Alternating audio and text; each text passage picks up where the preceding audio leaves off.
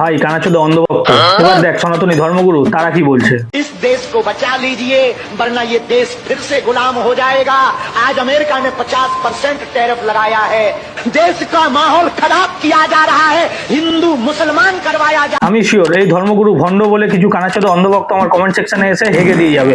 দায়িত্ব নিয়ে বলছি, একদম শিওর, মিলিয়ে নিয়ে। ভাই তৃণমূলকে সরানো হয়েছিল, মমতা বন্দ্যোপাধ্যায় হিন্দু বিরোধী কিছু কথাবার্তা বলেছিল, এই জন্য। আমরা আছি বলে না আপনারা সবাই ভালো আছে, আর যদি আমরা না থাকি কোনোদিন সেরকম আসে 1 সেকেন্ড লাগবে। একটা কমিউনিটি যখন জোট বাঁধে না, ঘিরে ফেললে 1 সেকেন্ডে দেবে একদম 12টা বাজিয়ে। আর এরা তো ইচ্ছা করে গায়ে কাটি করছে ভাই। হাজি বিরিয়ানির দোকানে গিয়ে বলছে হিন্দু নাম লাগাতে হবে, এটা কোনো লজিক হলো? আমাকে আমার দোকানের স্টাফরা ফোন করে বললো যে কতগুলো বিজেপি ছেলেরা এসে হুমকি দিয়ে যাচ্ছে। সত্যি আমাকেও হুমকি দিল যে হাজির বিরিয়ানি নামটা হবে না, তো বলতেছে যে হিন্দু নাম হবে। এ তো ইচ্ছা করে গাজওয়ারি করছে। ভাই বাংলার মানুষকে বিজেপি এখনো ঠিকভাবে চিনে উঠতে পারেনি। অন্নপূর্ণা ভান্ডারে টাকা পাবে বলে ফর্ম ফিল আপ করেছে, কিন্তু সেই ফর্ম রিজেক্ট হয়েছে। সেই কারণে কাউন্টার থেকে 3000 টাকা তুলে নিয়ে চলে গেছে। দাদা বিষয়টা কি হয়েছে? হয়েছে অন্নপূর্ণা ফর্ম ফিল আপ করে দিয়েছিলাম, দিয়ে ও রিজেক্ট টাকা ঢুকেনি, তাই জোর করে ক্যাশ কাউন্টার থেকে 3000 টাকা নিয়ে চলে গেল। এই হচ্ছে বাংলার মহিলা।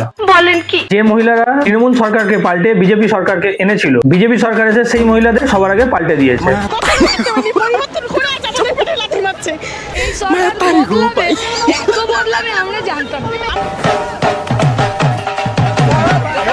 আর ইনি তো ভেবেছিলেন ওনাকে এসে হয়তো বিজেপি সুন্দর করে একটা দোকান করে দেবে। কিছু কানে দেয়নি সোর বাচ্চাদের, এতদিন আমরা দোকান করেছি কিছু হয়নি, এখন এই সরকার এসে কেন হলো? এটা কেন হলো? 35 বছর তাহলে আমরা নিজেরা নিজের বাস দেখে এনেছি নাকি? এই সোর বাচ্চাদের নিয়ে এসে খাবো কি, রাস্তা দাঁড়াবো আমরা? কিন্তু বিজেপি এসে সবার আগে ওনার দোকানটাই মারায় দিয়েছে। কারণ নরেন্দ্র মোদী। ভাই সমীর বাবু তো এখন ফুল কমেডিয়ান। বলেন কি? একটা বড় স্টেজে ভাষণ দিচ্ছেন আর বলছে ডিম ছোড়া সংস্কৃতিটা কিন্তু ভালো নয়।